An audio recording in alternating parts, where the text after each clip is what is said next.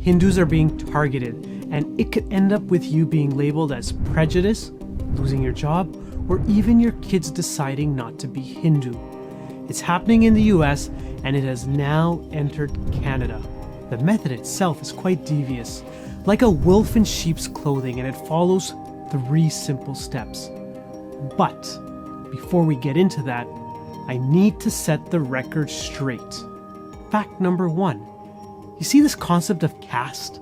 It does not exist in Hinduism or Sanatan Dharma. There is not one single Hindu scripture that mentions this word caste. You don't believe me? Prove me wrong in the comments below. Fact number 2. This idea of caste, where did it come from? It came from British records when the Brits did a census in India from the late 1800s to the early 1900s. They took a diverse Hindu society that they encountered and reduced it down to what is now called the caste system. Fact number 3. This reductive and false idea of Hindu society was then institutionalized in India with the creation of the Constitution. Fact number 4. Historically, discrimination did exist in the Indian subcontinent, as it did throughout all civilizations of the world. I will never deny that, and there have always been reformers that sought to help and elevate those in need. Keeping all of these facts in the back of your mind, the next 3 steps are going to blow your mind away, as I'm going to show you how caste is being used to target Hindus like me. Step number 1. Caste is equated with Hinduism. This discourse on caste has always been framed as coming from Hinduism. While many of us who are insiders to the Hindu tradition know that caste is not the same as Varna, but this doesn't matter. We can talk until we are blue in the face, but traditional academia has always equated Varna or Jati with caste, and since Varna is spoken about in the Rig Veda, caste has falsely become synonymous with Hinduism. This narrative has been set, and it has been accepted by all of mainstream society. Do I agree with it? Absolutely not.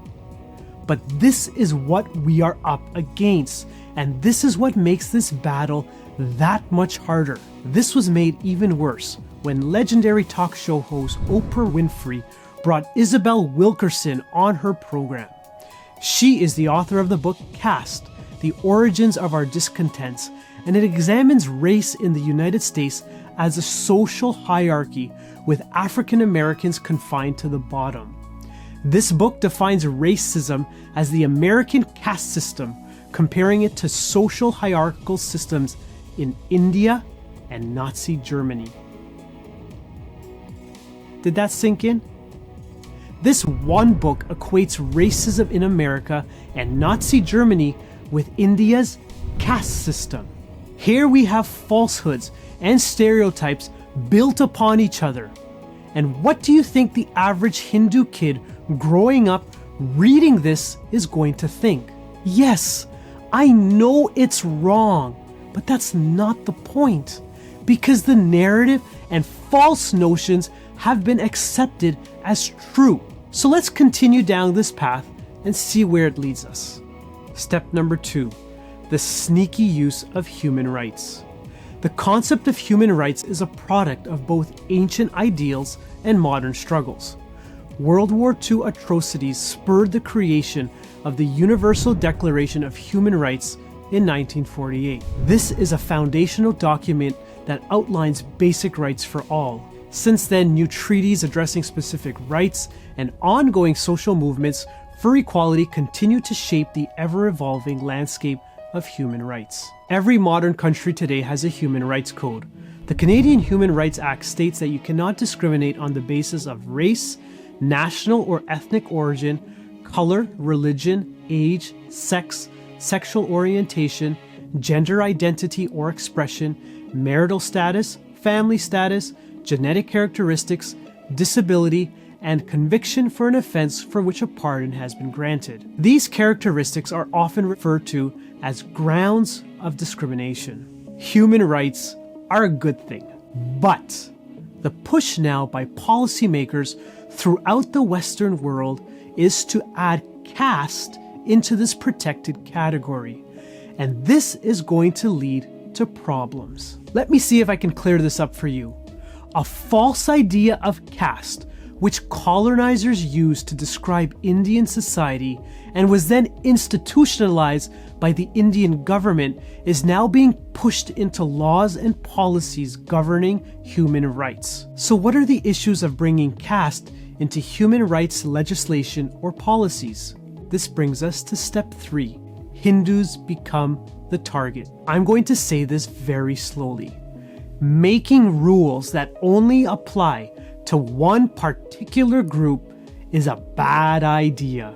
It sets a wrong example for the future and unfairly targets one group. Who is that group? Hindus. Because false ideas of caste have been equated with Hinduism. Therefore, anyone who is Hindu gets targeted as being discriminatory.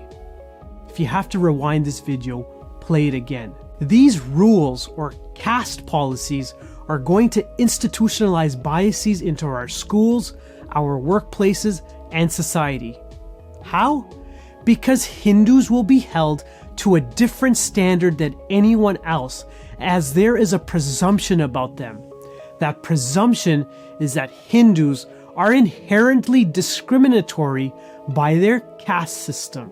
This means that the concept of innocent until proven guilty, that gets thrown out the door.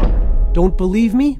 Let's talk about the Cisco caste discrimination case. The California Civil Rights Department went after 2 engineers at Cisco Systems, Sundar Iyer and Ramana Kampella. What was the allegation? A lower caste engineer called John Doe accused his supervisors, who supposedly belonged to a higher caste, of harassing him by allocating inferior work and denying opportunities for advancements. The California Civil Rights Department assigned a caste to Sundar Iyer and Ramana Kampella because of where they came from and alleged that this was the basis of their discrimination. In 2023, the case was thrown out, and in May of 2024, the California Civil Rights Department was fined $2,000 for their mishandling of the situation. What were the lessons learned from this? Very easily, we can see that false stereotypes of caste created an environment where the state government can label anyone belonging to the Indian subcontinent as being casteist. I understand that this is frustrating, but do you understand the problem now? How do you think I feel about this?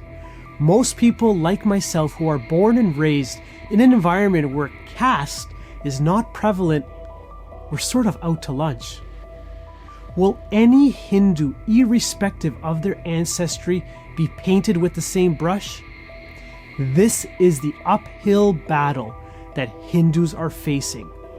Not only do we have to face the false ideas of a purported caste system, but now we have to deal with governments using these same false terms to label Hindus. You know the funny thing? This isn't even the end of it. The push for caste-based policies are coming fast and furious. It can happen in your workplace, your school boards, and the government. This battle is not over. Subscribe to my channel to keep updated on the issues as they affect you as a Hindu, and it's important that we understand them so that we can face them head on. Now do you see why I hate caste?